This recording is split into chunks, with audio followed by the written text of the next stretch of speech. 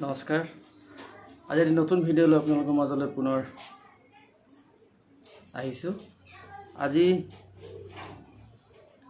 এনেকুৱা এটা টপিক লৈ আহিছোঁ যিটো টপিক হয়তো আপোনালোকে আজিলৈকে কৰা নাই। খুব ভাল টপিক এটা লৈ আহিছোঁ, প্ৰধানমন্ত্ৰী ফচল বীমা যোজনা। ফচল বীমা যোজনাটো কি? এই ফচল বীমা যোজনাটো হ'ল আপুনি এজন খেতিয়ক, আপুনি যিটো খেতি কৰে সেই খেতি কৰা মাটিৰ কেইডৰাৰ এক ইঞ্চুৰেঞ্চ। আপুনি 100 টকাৰ বিনিময়ত সেই ইঞ্চুৰেঞ্চটো কৰিব লাগে। আৰু যেতিয়া আপোনাৰ সেই কৃষি ভূমি আপোনাৰ বিনষ্ট হয়, বানপানী বা বনৰীয়া হাতী আহি যেতিয়া আপোনাৰ খেতিডৰাত বিনষ্ট কৰে, তাৰ বিনিময়ত চৰকাৰে দিয়া এক ইঞ্চুৰেঞ্চ। আজিৰ যুগত বহুত জেগাত আমি শুনো যে বহুত ডিষ্ট্ৰিক্টত 20,000 21,000 এনেকৈ টকা পায় কৃষকসকলে। কিহৰ পইচা পায়? এই ফচল বীমা যোজনাৰ পইচাবিলাক পায়। তেখেতসকলে আগতীয়াকৈ কি কৰি থয়। এটা চেণ্ট্ৰেল গভৰ্ণমেণ্ট এক স্কিম, খুব ভাল স্কিম। আপুনি যদি এজন খেতিয়ক হয়, আপুনি এই ইঞ্চুৰেঞ্চটো কৰিব লাগে, আপোনাৰ বেনিফিট আছে। তাৰোপৰি আপুনি যদি এজন প্ৰধানমন্ত্ৰী কিষাণ সন্মান নিধিৰ এজন হিতাধিকাৰী হয়, তেতিয়া আপুনি ইঞ্চুৰেঞ্চটো কৰিব লাগে। প্ৰতিজন PM কিষাণ সন্মান নিধিৰ হিতাধিকাৰীয়ে এইটো ইঞ্চুৰেঞ্চটো হয়তো কৰি থৈছে, কিন্তু আমাৰ উজনি অসমৰ ইয়াৰ প্ৰভাৱটো খুব কম। কিন্তু নামনি অসমত যিহেতু মই বেছি শুনিছোঁ, বহুত মানে হিতাধিকাৰী এই পইচাটো পায়। কিন্তু মই যিহেতু যোৰহাট ডিষ্ট্ৰিক্টৰ, যোৰহাটত কিন্তু এই আঁচনিটো আমাক খুব কম শুনিছোঁ। মই কৰি থৈছোঁ। মই আপোনালোকক মোৰ এপ্লিকেশ্যনখন মই দেখাই দিম, এই ভিডিঅ'টোতে দেখাই দিম। মোৰ ষ্টেটাছটো মই দেখাই দিম, মোৰ কি হৈ আছে। মোৰ এপ্লিকেশ্যনখন মই ইঞ্চুৰেঞ্চটো কৰিলোঁ 2023 চনত। মোৰ এপ্ৰুভ হৈ আছে।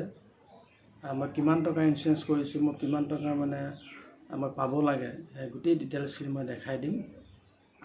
মোৰ অলৰেডি এপ্ৰুভ হৈ আছে। 23 চনত যদি ইঞ্চুৰেঞ্চটো মানে ক্লেইম হয়, মই যথেষ্ট মানে ভাল এটা মোটা অংক এটা পাম। গতিকে আপোনালোকে সকলো কৰি থ'ব। মই ইয়াৰ পিছৰ ভিডিঅ'টোত আপোনালোকক কেনেদৰে ফচল বীমা যোজনাৰ কৰিব লাগিব, ইয়াৰ ওপৰত এটি ভিডিঅ' বনাই দিম। এতিয়া মই আপোনালোকক মোৰ এপ্লিকেশ্যনখনে মই আপোনালোকক দেখাই দিছোঁ। ব'লক তেতিয়া আমি স্ক্ৰীণত কেনেকৈ কি হৈছে মোৰ ষ্টেটাছটো মই ভালদৰে আপোনালোকক দেখাই দিম। প্ৰথমে যিকোনো ব্ৰাউজাৰ এটা লৈ ফচল বীমা যোজনা বুলি টাইপ কৰক। তাৰপিছত ওলাব PMFBY, এই প্ৰধানমন্ত্ৰী ফচল বীমা যোজনা। তাত ক্লিক কৰি দিব। তাত ক্লিক কৰাৰ লগে লগে অন্য এটা পেজ অ'পেন হৈ যাব। PMFBY তাত ক্লিক কৰাৰ লগে লগে অন্য এখন পেজ অ'পেন হৈ যাব।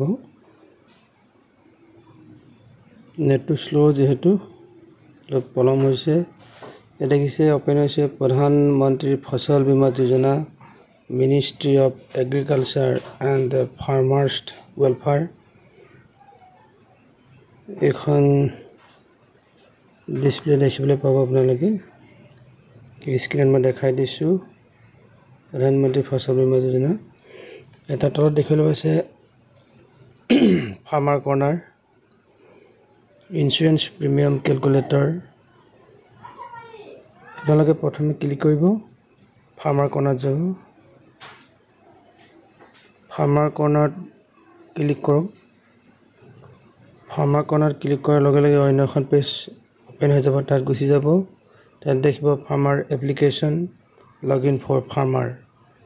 এই লগ ইন ফৰ ফাৰ্মাৰত ক্লিক কৰিব।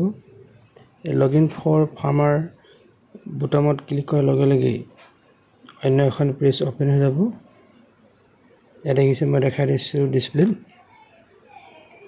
এখন পেজ ওপেন হৈ গ'ল ইয়াত আপোনাৰ মোবাইল নাম্বাৰটো দিব লাগিব মোবাইল নাম্বাৰটো দিয়াৰ লগে লগে যেটো মোবাইল আপোনালোকে দিব হেতু মোবাইললে এটা OTP যাব OTP টো টাইপ কৰি দিব মই মোবাইল নাম্বাৰটো দিছোঁ আপোনালোকে প্ৰত্যেককৈ নিজৰ নিজৰ মোবাইল নাম্বাৰ দিব মই মোবাইল নাম্বাৰটো টাইপ কৰি দিছোঁ মোবাইল নাম্বাৰ টাইপ কৰিব তাৰপিছত তলত থাকিব ক্যাপচা কোড এই ক্যাপচা কোডটো ইয়াত টাইপ কৰি দিব তাৰপিছত থাকিব ৰিকুৱেষ্ট ফৰ OTP এই ৰিকুৱেষ্ট ফৰ OTP ক্লিক কৰি দিয়াৰ লগে লগে এটা OTP আপুনি টাইপ কৰা মোবাইল নাম্বাৰটো লগালগ গুচি যাব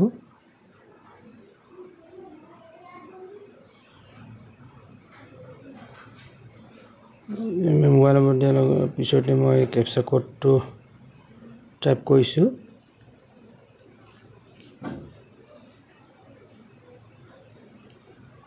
NUWC মই টাইপ কৰি দিছোঁ তাৰপিছত মই ৰিকুৱেষ্ট ফৰ OTP বুটামত ক্লিক কৰিছোঁ ৰিকুৱেষ্ট ফৰ OTP বুটামত ক্লিক কৰাৰ লগে লগে মোবাইল নাম্বাৰটোলৈ এটা OTP গৈছে OTP টো আপোনালোকে ইয়াত টাইপ কৰি দিব যেটো মোবাইল নাম্বাৰলৈ OTP গৈছে OTP টো ইয়াত টাইপ কৰি দিব 6 ডিজিট যেটো OTP যাব গৈছে আপোনাৰ মোবাইল নাম্বাৰলৈ এটা টাইপ কৰি দিব মই টাইপ কৰি দিছোঁ এনে AX কিষাণ বুলি যাব আপোনাৰ নামটো হৈ যাব ডিয়াৰ মানে দেৱজিত বা বুলি আহিছে ইয়াত যেটো OTP মোবাইল নাম্বাৰলৈ আহিছে মই এটা টাইপ কৰি দিছোঁ যে মই টাইপ কৰি দিছোঁ মোবাইল নাম্বাৰটো OTP টো টাইপ কৰি দিছোঁ OTP টো টাইপ কৰাৰ লগে লগে সাবমিট বুটামত মই ক্লিক কৰি দিব লাগিব আপোনালোকে সাবমিট বুটামত ক্লিক কৰিব সাবমিট বুটামত ক্লিক কৰাৰ লগে লগে আপোনালোকৰ আপোনাৰ যিখন এপ্লিকেশ্যন থাকিব সেই গোটেই এপ্লিকেশ্যনখন দেখা দিব এই দেখিছেনে গোটেই নামে সৈতে পলিচি নম্বৰ মোবাইল নম্বৰ আধাৰ নম্বৰ গোটেইখিনি দেখা দিব আপোনাৰ ইয়াত গোটেই প্ৰফাইলটো দেখা দিব